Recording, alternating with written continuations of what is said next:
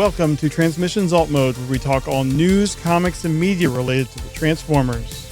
On this episode, we have more collaboration news from Takara, an update on the Hasbro Activision news from last week, and the return of everyone's favorite segment, quarterly earnings. Today is Friday, August 11th, 2023, and this is episode 350, Transmissions Alt Mode. Welcome to Transmissions Alt Mode, the podcast that is thankful for Activision's data archiving team. I'm your host, Charles, aka Big C, and I'm joined by the excellent Transmissions team of Jeremy, aka Yakko. Hey, how's it going? Let's talk Transformers. Yes.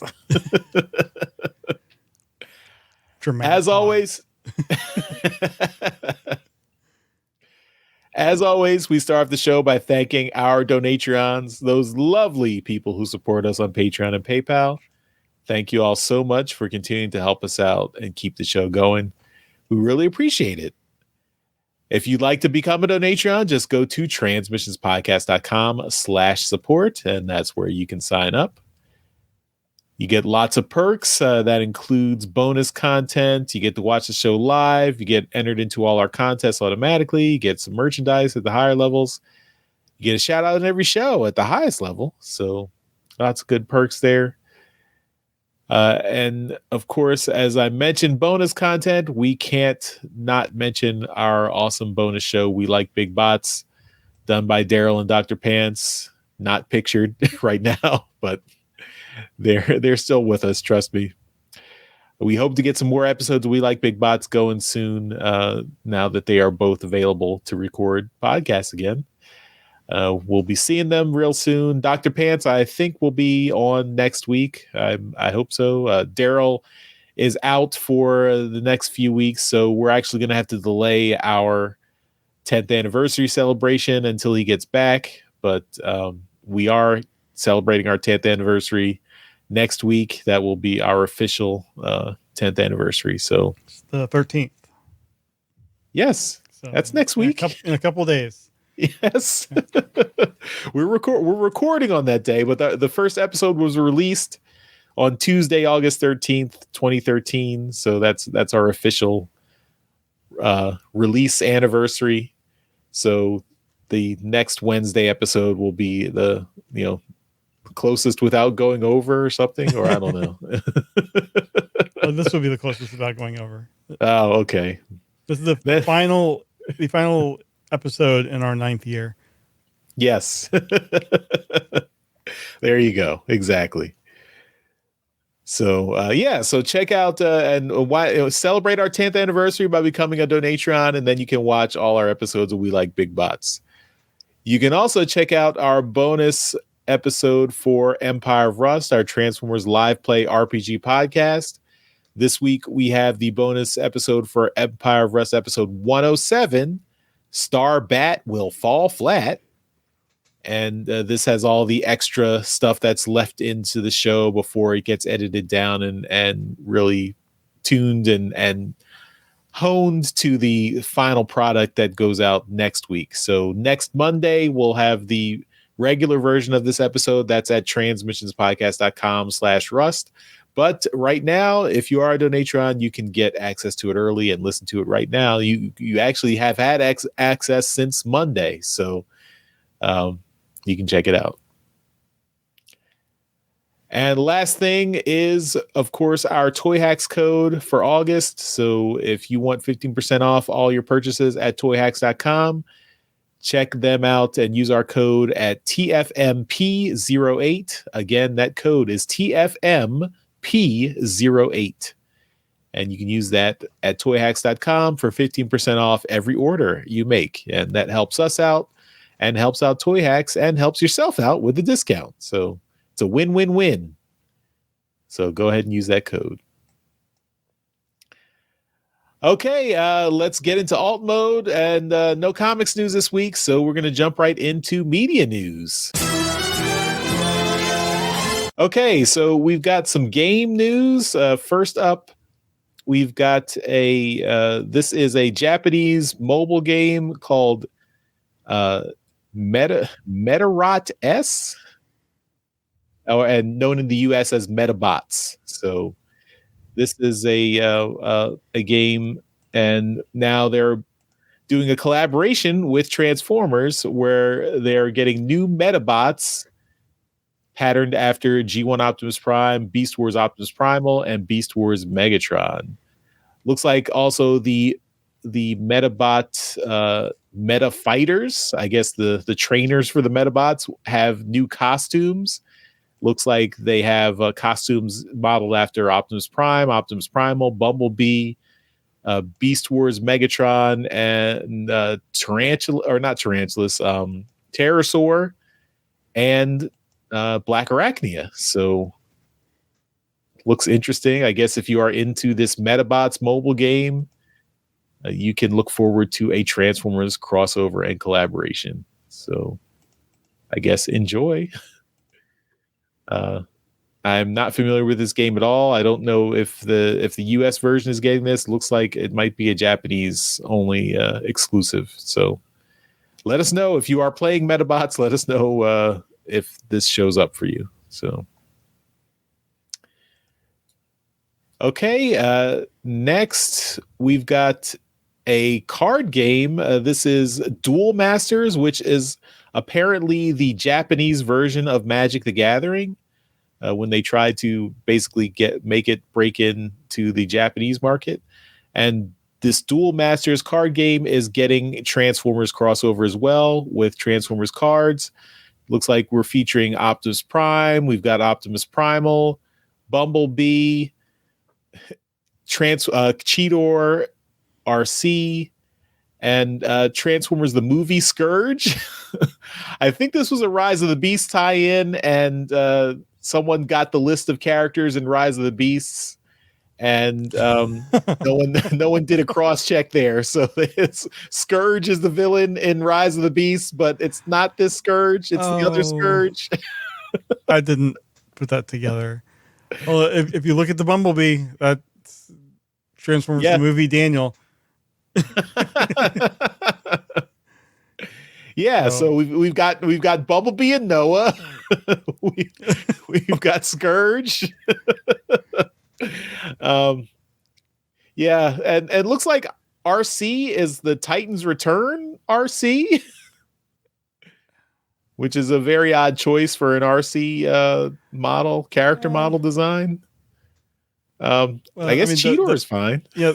I mean, well, the Beast characters are their, classic animated G1 Beast Wars look. Right. But this is really cool art, though. Regardless of where it's from, the art is fantastic. Yeah, it is, definitely. So I'd like to find out who the artist is on these, because, I mean, particularly I think the Optimus Prime, that is just amazing. That's a great Optimus Prime. Mm-hmm. I just think it's really funny that they got G1 Transformers the movie Scourge as the villain here. He's looming large behind everyone. That's the big bad villain that they got to take down. He was always going to have his day, and now he got it. Yep. So these are on pre-order from August 4th to August 14th. So as at the time of this recording, I think you've only got a couple more days to pre-order it at the Takara Tomy Mall. So I mean, this is the Japanese market. So I don't know if you're really interested in Duel Masters in outside of Japan, you can take a look. The full set of cards is 7,700 yen, which is about $54.27. So sounds like Magic the Gathering prices. So, but it is worth pointing out that Rise of the Beast just released in Japan last week. Oh, okay. So that's probably why we're seeing a lot of these promotions kicking up there in Japan. Makes sense. Yep. Doesn't make sense to use G1 Scourge in this, but everything else makes sense.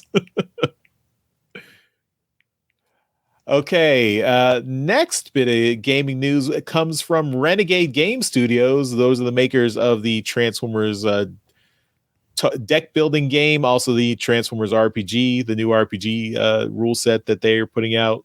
Now they have a press release where they are adding Transformers to their Robo Rally game. So also a G.I. Joe is getting a game that's based on the Axis and Allies game engine. So if you remember Axis and Allies, that's that World War II strategy game, board game from back in the day. And so G.I. Joe getting a version of that.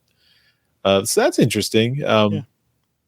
So Robo Rally, I'm not too familiar with this racing game that is going to get Transformers, but looks like it'll be cool. The press release is talks about both of these things. Looks like the G.I. Joe thing is more prominent, but then they talk about Robo Rally, of course, getting iconic Transformers characters like Optimus Prime and Megatron.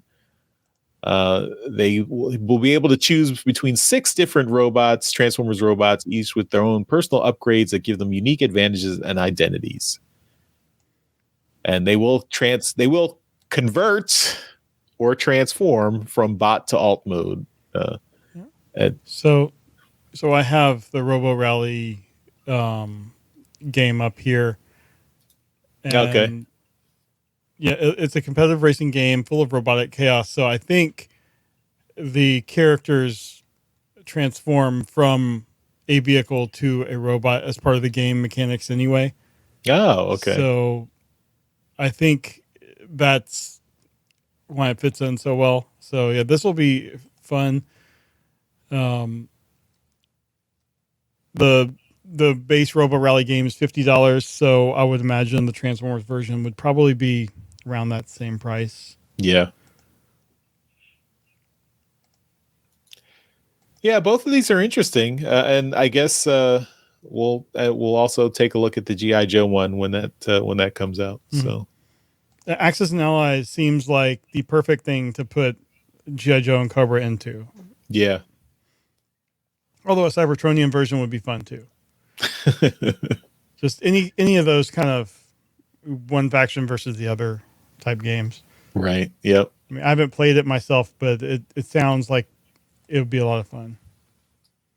Yeah, I played Axis and Allies when I was a kid. But like my next door neighbor had it, and I mean, of course, it's like it's a strategy game. It takes a little time to wrap your head around. The rules are pretty like dense and everything. So as a 10 or 12-year-old me enjoyed it, but it definitely was you had to work a little bit to get into it. To find people to play it with you. Yeah. Yeah. It's also the theme is like World War II. Like no one wants to be the Nazis. Right. That's why they're the Axis. Yeah. So, okay. Next up. So last week we talked about this interview that TFW 2005 did at SDCC. And, there was one question that was focusing on the Activision video games and asking Hasbro about, trying to re-release the Activision video games. It was kind of a throwaway question. And I think it was Evan who they interviewed. He said, "Oh yeah, Activision actually lost the code for those games, so we had to kind of dig up some other sources and actually start to like play the game itself to get some of the assets that we needed." And so we talked about it last week in alt mode and thought it was pretty interesting. Of course, we talked about it first, but since alt mode doesn't release until Friday, it seems like we were late to the party, but we weren't. But apparently every video game site in the world picked up this story last week, which I thought was interesting because TFW 2005 got to be a primary source for all these websites. They all linked back to TFW 2005, which was... that's cool. Yeah, it was pretty cool. So their interview went viral on all these sites. And it got back to both Activision and Hasbro. So somewhat. I feel sorry for Evan. Yeah. I think Evan probably got a talking to from his boss. Although I can see his point of view that as developing the toys, they were in contact with Activision because the story said they kept sending like pre-release assets and never any like finalized assets. Mm-hmm. So it's easy to assume you aren't giving us what we're asking for, and maybe someone on the Activision side that they were working with told them, I can't find what you need. Right. And that's how I can see it happening, whereas someone else in the bowels of Activision knows exactly where the files are. So it is very likely just a communication issue all around, but particularly within Activision, that caused all this. Mm-hmm. Yeah, so both Activision and Hasbro did a little bit of damage control. So we had Stephen Totilo, who's also he had a tweet on just about he reached out to Activision. He asked Activision, and they sent a Hasbro. He said the Hasbro rep was sent to him, and he told him to clarify, comments that suggest Transformers games have been lost were made in error. We apologize to Activision and regret any confusion. So, yes, very much corporate damage control speak. And then also on Twitter, a Activision rep who was also like saying, this is Lulu Cheng Messervy, and she said, these headlines are wrong. We have the code. It's not lost and never was. So she's an executive vice president and CCO, I'm guessing chief creative or chief creative officer at Activision. Yeah. So, I mean, does she really know though? The boss usually doesn't know where the code is. Yeah, I mean, usually it's the people down doing the actual work that know. Yeah. But I mean, if they say they have it, that makes me happy, because clearly Hasbro wants to get it on Game Pass, as soon as the Microsoft deal is complete. A bunch of us fans wants it to be available again. So Hasbro Activision, you say you have it, great, awesome. So let's see those re-releases. We're going re-releases when? Re-releases by Christmas? Hasbro, Activision? Hey, guys. We'll see if the Microsoft deal is closed by then. Keep extending it, because the UK is the only country that hasn't approved the deal. Everyone else, even the US, has approved the deal. We're just waiting for the UK. Yeah. I mean, we're not. This is not the show to talk about giant corporations and monopolies, but I'm kind of not too excited about this mega merger. But we'll see. I mean, if anyone had to get it, I feel like Microsoft is probably the best home for it.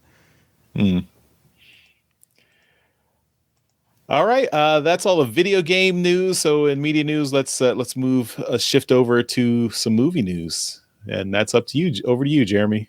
All right. So last week we talked about the Rise of the Beast special edition that was in Peru that had some extra stuff, and TFW has a report from someone that was there. They said that the movie itself was the same movie everyone watched. The extra content was after the credits. There were 3 parts. It was not transit, alternate ending, or no new material. The first part was something based on why they chose Peru as the location. Interviews with Stephen Caple Jr., our bestie Lorenzo, and Michael Bay, and more. And then a lot of behind the scenes filming in Cusco, Machu Picchu, and some jungle stuff. And they did remark on how difficult it was to shoot in the jungle, which it's kind of obvious that it would be. The second part was about the special effects and how the action scenes were filmed. They showed several previs models, storyboards, and behind the scenes. And a special focus was on that parade scene and the Autobot Terracon.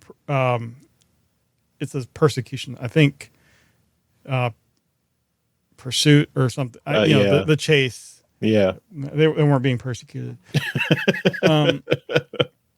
The third part was about the challenges while filming in Machu Picchu, not only because of the weather and geography, but all the legal restrictions. And then the final volcano battle was CGI and Noah in his exosuit behind the scenes. And then Stephen Caple Jr. confirmed one more time that it was directly inspired by Daniel's exosuit in the 86 movie. And then there was a special greeting to the Peruvian public that said they saw Mirage in alt mode at Machu Picchu with a, and I'm sorry, I'm going to butcher this, but gracias, Causas. It's a Peruvian slang for thanks, friends. that was on top of the screen, and then he transformed into robot mode, and there was a big gracias Peru, or thanks Peru, at the bottom, and I think we have that here. Yeah. Cool.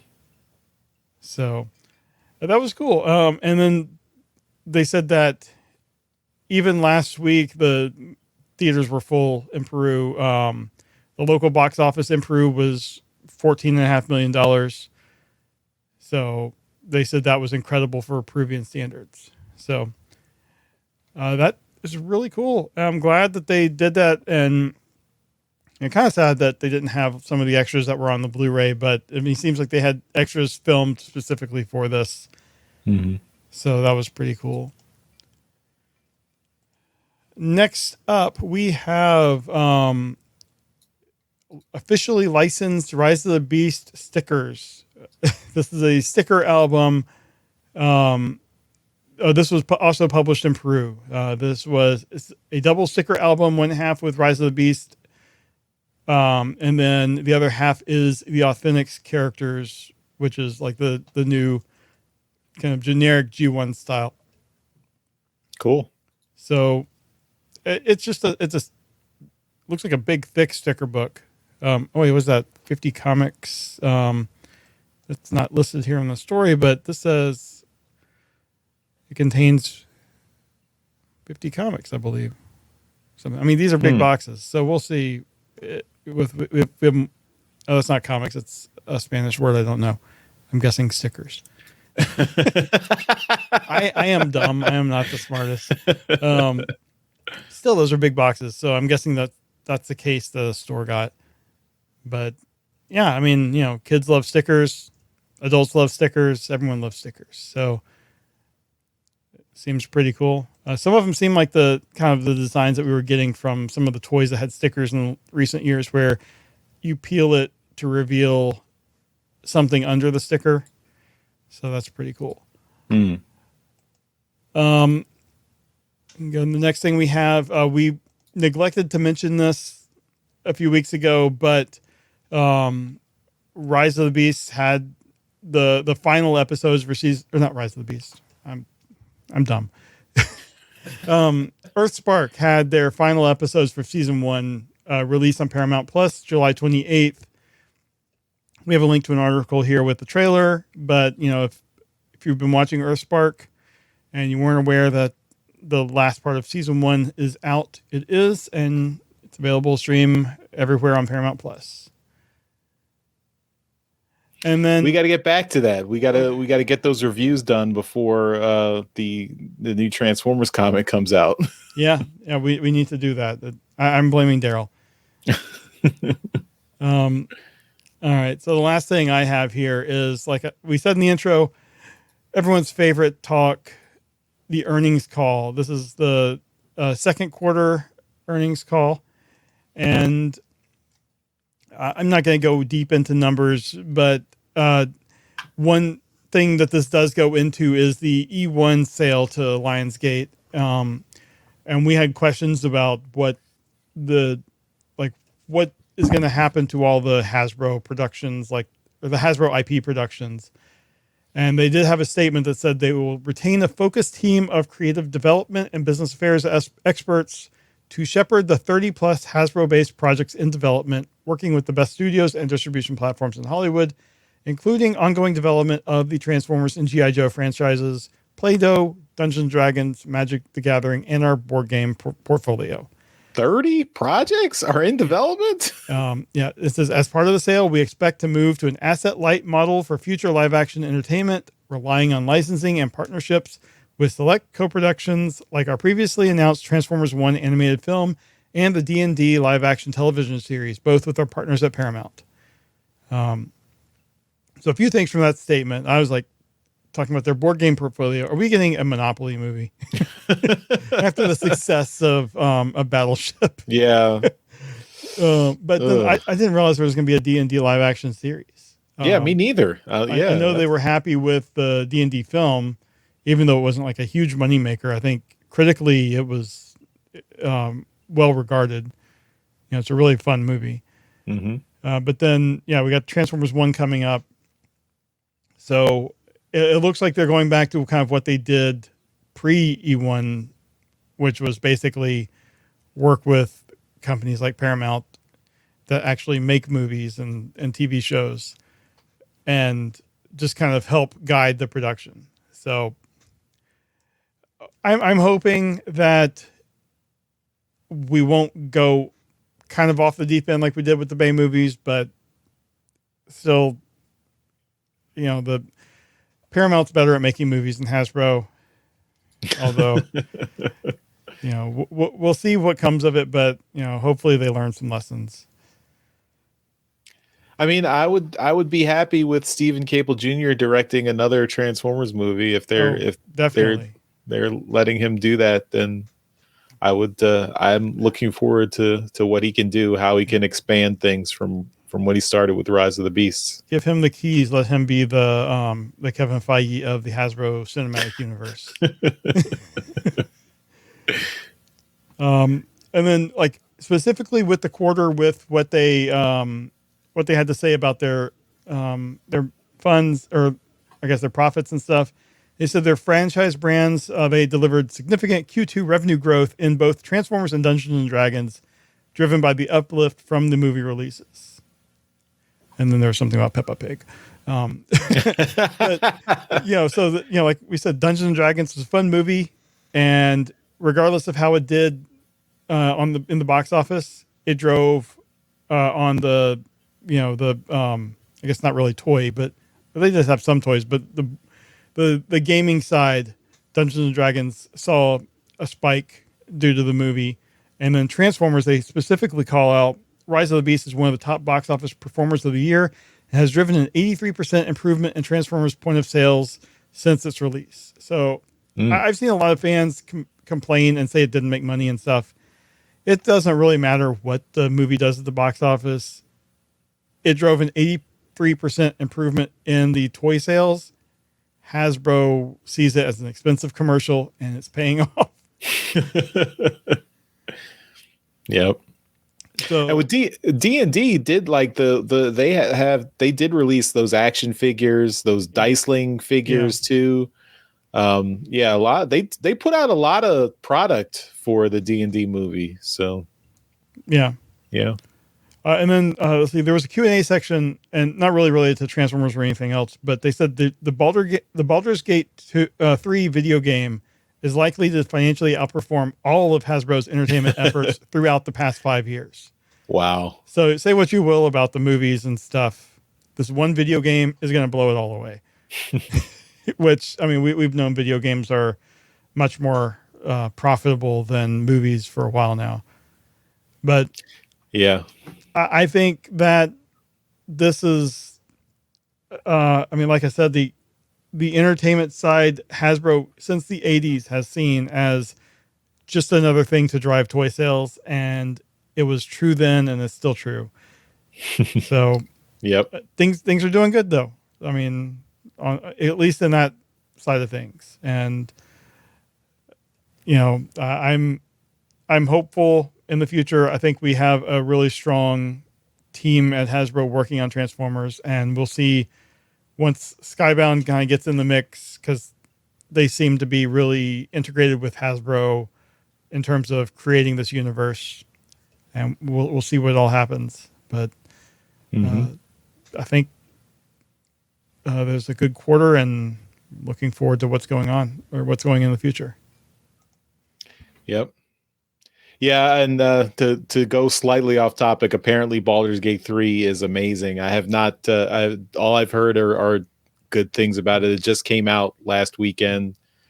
It's on PC, and then it'll be out on PlayStation 5 in a month, and then later on Xbox when they haven't announced the date for that. But it's apparently smashing like everyone's expectations for. I played and Baldur's Gate is old school RPG. Like I played those games back in the late 90s. Those are over 20-year-old games, 1 and 2. So I'm curious about this one, but I know I can't pick this up until I finish the Zelda Tears of the Kingdom. I can't do 2 massive RPGs at the same time. So I haven't played any of the Baldur's Gate games, so I'm safe.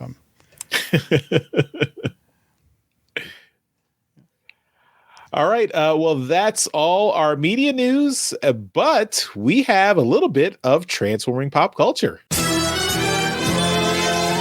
All right. And this came from our Discord. Let me remember who brought it up. Wolfwood, I believe. Was it? It was Wolfwood. He was tagging DJ Ronan, who are both watching this live. So thanks for pointing this out. Apparently there is a guy by the name of, where is this? Too many windows.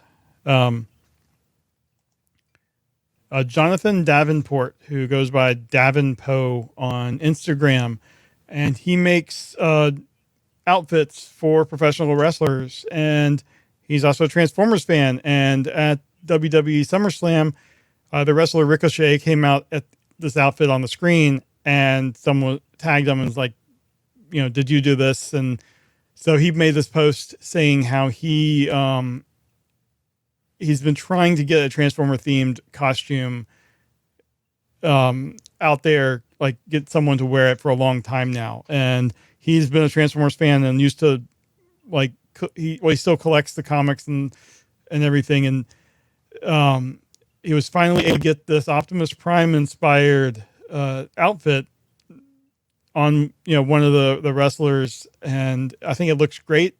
As I was telling Charles before the show, I'm always a fan of a good non-IP infringing homage, since that's kind of what we have to do with our own stuff. But you can just look at this and be like, is that Optimus Prime? So I thought that was it's a really good costume, and awesome that he was able to kind of get a dream that he's had actually out there in the public. So that's really cool. Yeah, I am not a wrestling fan, but I am happy to see Transformers fans in all walks of life getting to show their creativity and reference and homage Transformers in any way they can. So this is really cool. All right, and we will finish up the show with some convention news. All right, and really just one thing this week. TF Nation is this weekend. As you are listening to this, or as it's released, TF Nation August 11th through 13th in Birmingham, UK. So hope everyone there is having a great time. I know John Paul Bove has a special print some special prints he's doing with 50% of the sales are going to a local charity. I don't know. Last I saw, he hadn't figured out the charity yet, but that's his intent with these prints. So I think that's really cool. And so many other, great guests are going to be there. So I hope everyone has a great time. And like we said on the toy show this week, this is a bucket list convention for us. So one day we're going to get to go, and it'll be a lot of fun. So, yep. And that is all we have for convention news this week. Okay. And that takes us to the end of this week's episode of Transmissions Alt Mode. Once again, at the end of every episode, we give a shout out to our Masterpiece Donatrions. These are the folks who continue to support the podcast at our highest level on Patreon. So we thank you once again to John 4X Levingood and Demon Tech 82. You guys are awesome. Thank you again. We really appreciate it. And thank you for watching and listening to Transmissions Alt Mode. We'll see you next time. Bye-bye. Bye. Later. Thank you for listening to this episode of Transmissions. If you'd like to join the conversation, travel to our Discord channel at transmissionspodcast.com/Discord. Want some cool transmission swag? Feast your eyes on our transmissions gear at transmissionspodcast.com/shop. If you'd like to support our podcast, go to transmissionspodcast.com/support or tell your friends about our show. We'll see you next time.